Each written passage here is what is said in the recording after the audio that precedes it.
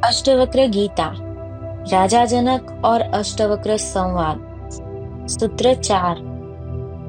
यदि देहं पृथक् कृत्यं चिति विश्राम तिष्ठसि, अधुनैव सुखी शान्तः बंधमुक्तो भविष्यसि। अनुवाद। यदि तू देह को अपने से अलग कर और चैतन्य में विश्राम कर स्थित है तो अभी ही सुखी, शांत और बंध मुक्त हो जाएगा। व्याख्या।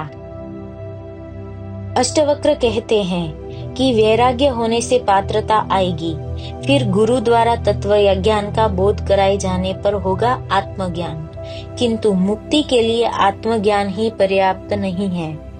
यह निश्चय हो जाना कि मैं शुद्ध चैतन्य आत्मा हूँ, मैं साक्षी हूँ, यह शरीर आदि मैं नहीं हूँ, आदि ही मुक्ति के लिए पर्याप्त नहीं है।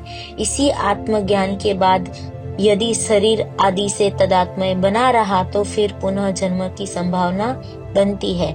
अंततः उसे भी मुक्त नहीं कहा जा सकता।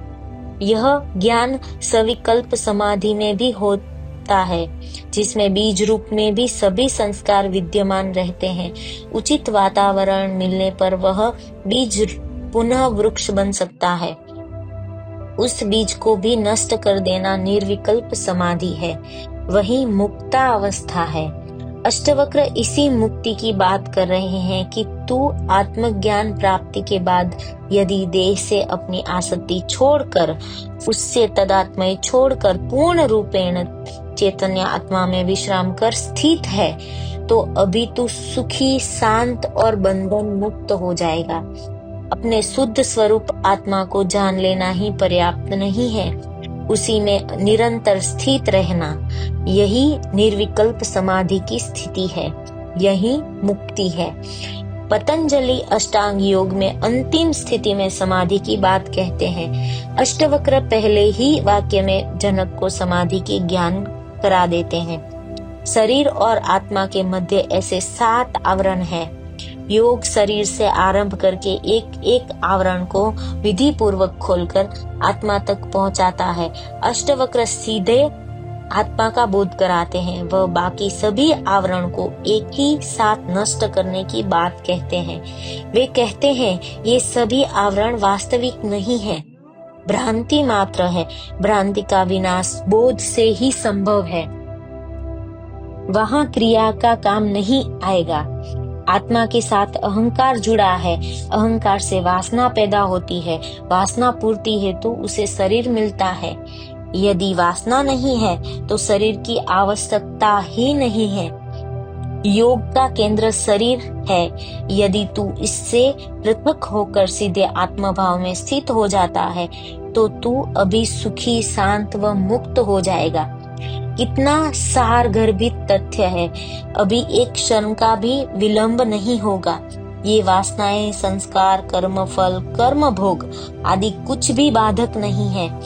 केवल ऐसी स्थिति में स्थिर हो जाना ही पर्याप्त है। जैसे रस्सी में सांप की भ्रांति हो जाने पर उसे प्रत्यक्ष देखने से ही भ्रांति मिटती है, संशय मिट जाता है। कुछ कर्म कांड, जप, तप, मंत्र, साधना, हठ योग की क्रियाएं आदि नहीं करनी पड़ती। उसी प्रकार अष्टवक्र आत्मबोध ही पर्याप्त मानते हैं, जिससे समस्त भ्रांतियां मिट जाती हैं एवं मनुष्य मुक्ति को प्राप्त हो जाता है। यह मुक्ति कोई स्थान विशेष नहीं है, न इसको प्राप्त करने के लिए कोई वैतरणी ही पार करनी पड़ती है, बल्कि अपनी वास्तविक स्थिति को जान लेना है, जो प्रत्यक्ष दर्शन से ही संभव है। इसी से समस्त ग्रंथियां खुल जाती है। ये सभी ग्रंथियां अज्ञान की ही है। शिव गीता में भी कहा गया है, मोक्षस्य नहीं वासिस्थिति न ग्राम्या अंतर मेववा, अज्ञान हृदय ग्रंथि नासो मोक्ष इति स्मृतः।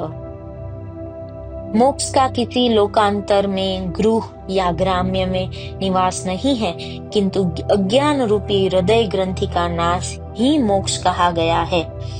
जो चैतन्य आत्मा में विश्राम कर ठहर गया वही मुक्त है।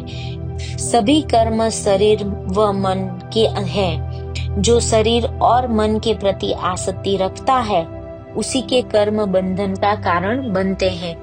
आत्मा का कोई बंधन नहीं है, वह करता है ही नहीं, दृष्टा है। दृष्टा कभी कर्म बंधन में नहीं बंधता। ये सभी भोग, कर्म, अहंकार, लोभ आदि शरीर व मन के धर्म हैं, आत्मा के नहीं। जो अपने को आत्मा मानकर शरीर से अपना संबंध छोड़ देता है वही मुक्त है। यही अष्टवक्र का परम उपदेश है।